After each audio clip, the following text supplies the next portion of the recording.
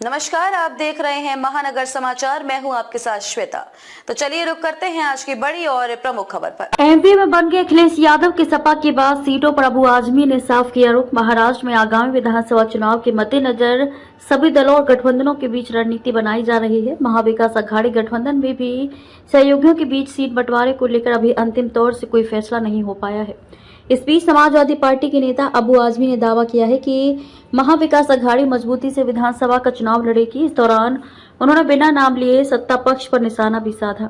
Samajwadi party के नेता अबू आजमी ने कहा कि सबसे पहली बात यह है कि महाविकास अघाड़ी को मजबूती से लड़ना चाहिए। सीट कम मिले या ज्यादा मिले उस पर मतभेद नहीं होना चाहिए। देश बड़ा है, पार्टी बड़ी नहीं है। धर्म के नाम पर परेशान करने वालों को हटाएंगे अबू आजमी। उन्होंने आगे कहा, पार्टी छोटी हो जाए ये चलेगा, लेकिन देश बड़ा चाहिए। जो लोग संविधान की धज्जियां उड़ा रहे हैं, जो लोग सिर्फ धर्म के नाम पर लोगों को परेशान कर रहे हैं, ऐसे लोगों को हटाने के लिए समाजवादी पार्टी पूरी ताकत के साथ महाविकास अघाड़ी के साथ खड़ी है।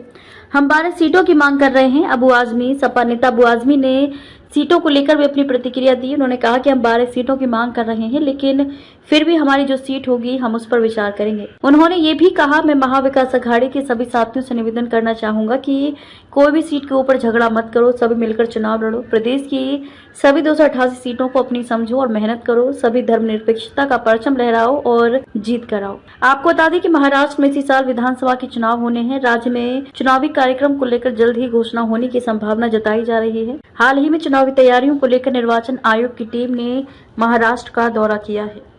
ऐसा है कि हमारा सबसे पहला यह है कि महाविकास अघाड़ी मजबूती से लड़ना चाहिए।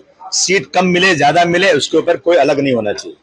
देश बड़ा है, पार्टी बड़ी नहीं है।